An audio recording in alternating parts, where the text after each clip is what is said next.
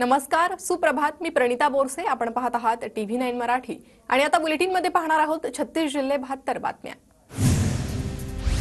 संतोष देशमुखांचं कुटुंब लवकरच मुख्यमंत्र्यांची भेट घेणार. आरोपींना फाशी देण्याची देशमुख कुटुंबाची मागणी. आरोपींना पश्चाताप नाही तर त्यांनी देशमुखांची हत्या एन्जॉय केली. पोलिसांची केस कोर्टात माहिती.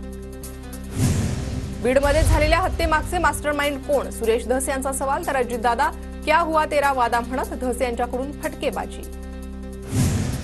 अजितदादांनी कोणताही वादा केला नाही, दोषींवर कारवाई होईल असं दादांनी सांगितलंय. राष्ट्रवादीच्या राजेश विटेकरांचं सुरेश धस यांना प्रत्युत्तर. धनंजय मुंडे स्वाभिमानी असतील तर त्यांनी राजीनामा द्यावा. पापाचा घडा भरला म्हणून सगळं बाहेर आलं.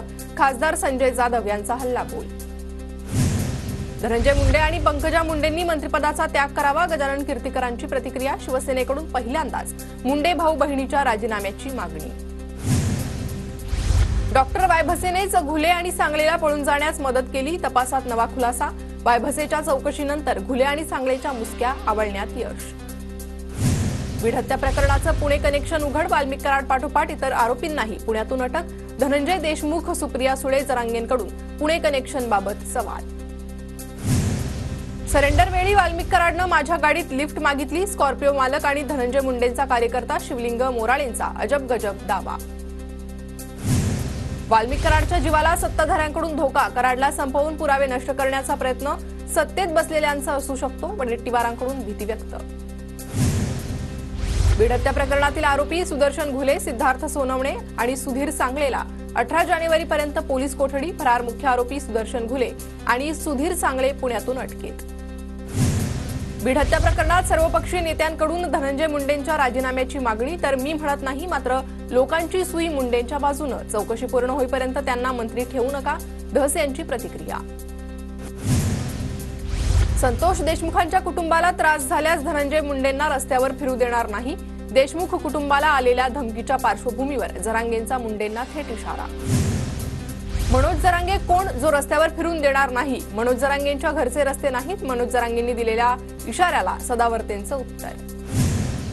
मनोज जरांगेंच्या डोक्यात फरक पडलाय, ते वैफल्यग्रस्त झाले. धनंजय मुंडेंना फिरू न देण्याच्या जरांगेंच्या वक्तव्यावर आशिष जयस्वालांची टीका.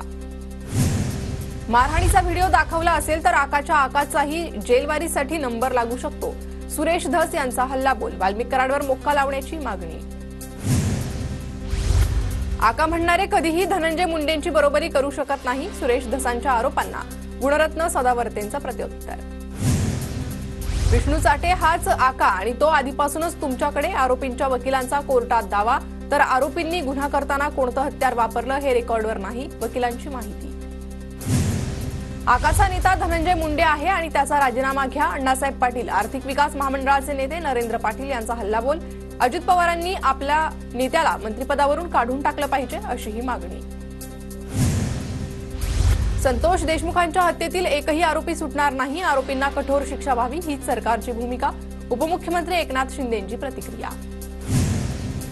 मुंबईत आज तिन्ही रेल्वे मार्गांवर मेगा ब्लॉक. मध्य रेल्वेवर माटुंगा ते मुलुंड, पश्चिम रेल्वेवर चर्चगेट ते मुंबई सेंट्रल आणि हार्बरवर पनवेल ते वाशी मेगा ब्लॉक. जळगावच्या नशिराबाद टोल नाक्यावरून मंत्री संजय सावकार यांनी महामार्ग अधिकाऱ्याला धारेवर धरलं. 2 दिवसात रस्त्याची समस्या मार्गी न लावल्यास टोल बंद करण्याचा दम. पुण्यातील मनसेच्या शिष्टमंडळानं मंत्री नितीन गडकरींची भेट घेतली. पुण्यातील चांदणी चौकातील बांधकामातील त्रुटींसंदर्भात निवेदन दिलं. पुण्यातील FC रोडवर महापालिकेची अतिक्रमण विरोधी कारवाई. वाहतूक कोंडीमुळे पुन्हा एकदा कारवाईला सुरुवात. एकाच कुटुंबातील 3 व्यक्ती पुण्याचा कार्यभार सांभाळणार. जितेंद्र डुडी पुणे जिल्हाधिकारी पदी तर पत्नी आंचल दलाल भारतीय पोलीस सेवेत IPS आणि शेखर सिंह डुडी पिंपरी चिंचवड पालिकेचे आयुक्तपदी कार्यरत. पनवेल महापालिकेतील परप्रांतीयांची फुटपाथवरील अतिक्रमणं प्राधान्यानं मोकळी करा. शिवसेनेचे पनवेल महानगर प्रमुख प्रथमेश सोमण यांच्या नेतृत्वात पालिका आयुक्तांना निवेदन. उरणच्या 13 वर्षीय आर्य पाटीलनं पार केले धरमतर ते कासा खडकपर्यंतचे 24 किलोमीटर सागरी अंतर. अवघ्या 5 तास 40 मिनिटं पोहून विक्रम करणारा ठरला पहिला जलतरणपटू. लॉ एन्फोर्समेंट एजन्सीकडून आक्षेपार्ह व्यंगचित्र काढल्यावरून व्यंगचित्रकार सतीश आचार्यांना नोटीस. IT कायद्याचं उल्लंघन केल्याच्या कारणावरून नोटीस. व्यक्ती स्वातंत्र्यावर संविधानावर सरकार घाला घालतंय. सतीश आचार्यांना नोटीस आल्यानंतर सरकारवर जितेंद्र आव्हाडांची टीका. नांदेडमधील भाजप पदाधिकारी मोहन चव्हाण यांना निनावी चिठ्ठीद्वारे जीवे मारण्याची धमकी. ठाकरेंच्या विरोधात का बोललास, आता तुझा अंत निश्चित. वजिराबाद पोलीस ठाण्यात अज्ञाताविरोधात गुन्हा दाखल. कल्याणमध्ये भाजप पदाधिकाऱ्याची अज्ञात व्यक्तीनं घराबाहेर उभी असलेली दुचाकी पेटवली. सर्व घटना सीसीटीव्ही कॅमेऱ्यात कैद. कल्याण खडकपाडा पोलीस ठाण्यात गुन्हा दाखल. सावित्रीबाई फुले पुणे विद्यापीठाविरोधात मुंबई हायकोर्टात रीट याचिका. आंदोलन, सभा किंवा निदर्शनासाठी 8 दिवस आधी परवानगी घेण्याच्या निर्णयाविरोधात याचिका. कुर्ल्यातील बस अपघात प्रकरणी आरोपी संजय मोरेच्या जामीन अर्जावर सुनावणी पूर्ण. निकाल राखून ठेवला. 10 जानेवारीला कोर्ट निकाल देणार.